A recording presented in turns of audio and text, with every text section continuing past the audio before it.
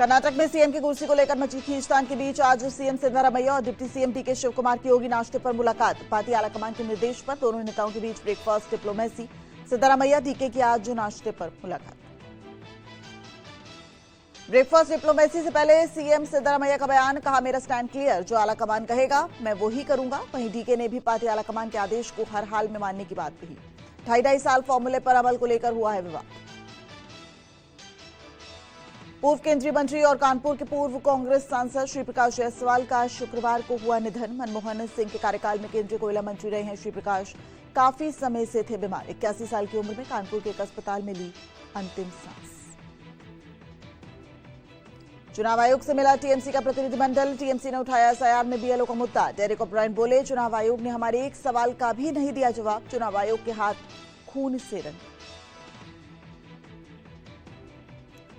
चुनाव आयोग ने बीएलओ के मौतों को लेकर किए गए टीएमसी के दावों को किया खारिज। टीएमसी ने राज्य में एसआईआर प्रक्रिया की वजह से 40 मृत बीएलओ की सूची सौंपी थी। 40 बीएलओ की मौत का दावा ईसी ने खारिज किया।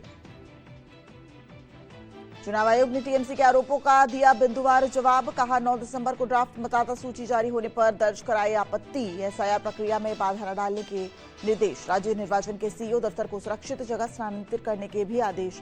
राज्य में एसआईआर प्रक्रिया में न डाले रुकावट। पश्चिम बंगाल विधानसभा में नेता प्रतिपक्ष और बीजेपी नेता शुभेंदु अधिकारी ने कहा, टीएमसी घुसपैठियों, मृत मतदाताओं और फर्जी वोटरों को मतदाता सूची में शामिल कराना चाहती है। यही टीएमसी का वोट बैंक है। पश्चिम बंगाल का एसआईआर के विरोध में टीएमसी पार्टी का पूरे पश्चिम बंगाल में जगह जगह विरोध प्रदर्शन। एसआईआर के विरोध में मुख्यमंत्री ममता बनर्जी 3 तारीख को मालदा और 4 तारीख को मुर्शिदाबाद जाएंगी। सपा अध्यक्ष अखिलेश यादव के एसआईआर पर दिए बयान को बीजेपी सांसद जगदंबिका पाल ने बताया हास्यास्पद। पाल ने एसआईआर प्रक्रिया के पारदर्शी होने के दावों के बीच कहा, सपा लोगों को गुमराह कर रही है।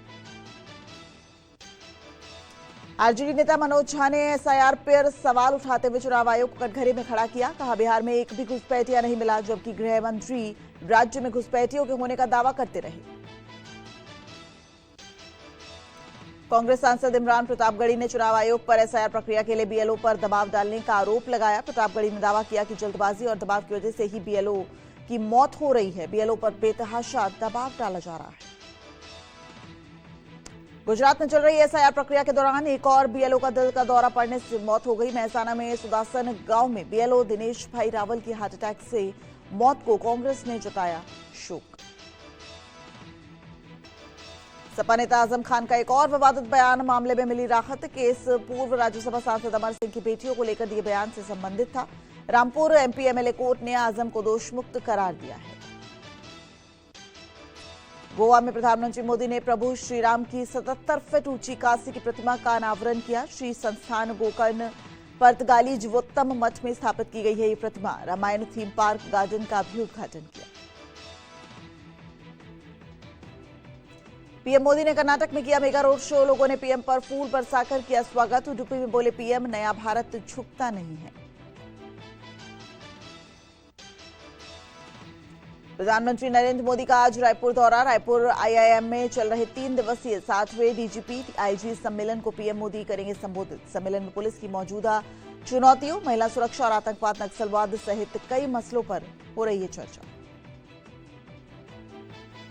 रूस के राष्ट्रपति व्लादिमीर पुतिन 4 दिसंबर को भारत दौरे पर नई दिल्ली पहुंचेंगे। 23वें इंडो रसिया समिट में शिरकत करने आ रहे हैं पुतिन की 2 दिवसीय होगी ये भारत दौरा। रक्षा, व्यापार सहित सभी द्विपक्षीय मसलों को मजबूत बनाने की दिशा में हो सकते हैं अहम समझौते। 1 दिसंबर से संसद के शीतकालीन सत्र को लेकर विपक्ष ने की सरकार को घेरने की तैयारी। 19 दिसंबर तक चलने वाले सत्र में पेश किए जाएंगे 10 से ज्यादा अहम विधेयक। संसदीय कार्य मंत्री किरण रिजिजू ने रविवार को बुलाई है सर्वदलीय बैठक।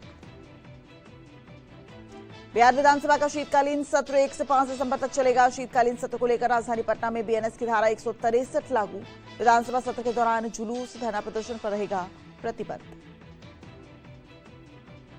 यूपी सीएम योगी आदित्यनाथ आज गोरखपुर इंडस्ट्रियल डेवलपमेंट अथॉरिटी के 36वें स्थापना दिवस समारोह का करेंगे उद्घाटन। कीरा के स्थापना दिवस समारोह के दौरान खुलेगा 6139 करोड़ रुपए के निवेश का रास्ता। जीआईडीए स्थापना दिवस पर मिलेगी निवेश की सौगात।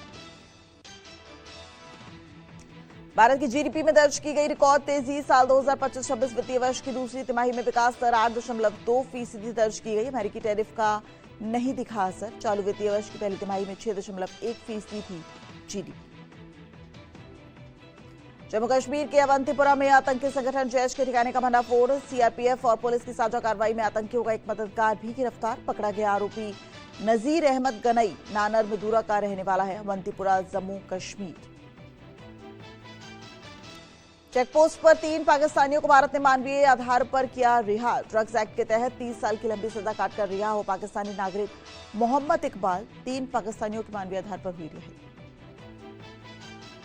कनाडा में कपिल शर्मा के रेस्टोरेंट पर फायरिंग मामले में दिल्ली क्राइम ब्रांच ने एक शूटर को किया गिरफ्तार। गैंगस्टर गोल्डी ढिलन गैंग से आरोपी का है संबंध। चाइनीज पिस्टल और कारतूस बरामद। बिहार के मोतिहारी में 7 साल के मासूम की हत्या। खून से लथपथ मिली लाश। सिर पर नुकीले हथियार से वार कर हत्या किए जाने की आशंका। मृत बच्चे का पता 4 महीने पहले ही संदिग्ध हालत में फंदे से का मिला था। यूपी के बदायूं में दिन दहाड़े ज्वेलर्स से 5 लाख की लूट। सोने की 3 चेन लेकर युवक हुआ फरार। शास्त्री चौक के पास जुगल किशोर प्रहलादी लाल सर्राफ की दुकान की है घटना। यूपी के बरेली में हत्या मामले में 36 साल से फरार अभियुक्त गिरफ्तार कर लिया गया है। पहचान छिपाने के लिए हिंदू धर्म छोड़ मुस्लिम बन गया था प्रदीप सक्सेना। पुलिस ने मुरादाबाद से किया अरेस्ट। यूपी के मुजफ्फरनगर में दबंगों ने पुलिस जवान पर की कार चढ़ाने की कोशिश। चेकिंग के दौरान कुचलने की कोशिश। पुलिस ने गिरफ्तार कार सवार युवकों की तबीयत से ली खबर। यूपी के इटावा में पटना आनंद विहार सुपरफास्ट ट्रेन से गिरकर मरी महिला केस में आया मोड़। ट्रेन के टीटी पर हत्या का केस दर्ज। नेवी अधिकारी अजय यादव की पत्नी आरती यादव को बहस के दौरान टीटी ने दिया था धक्का।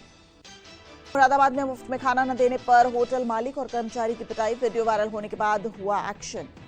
एएसपी ने कस्बा चौकी इंचार्ज सुरेंद्र कुमार और सिपाही रजत को सस्पेंड कर दिया। यूपी के मुरादाबाद में कोतवाली में तैनात दरोगा और सिपाही के सामने आई शर्मनाक करतूत। शराब के नशे में धुत दरोगा और सिपाही ने जमकर मचाया उत्पात।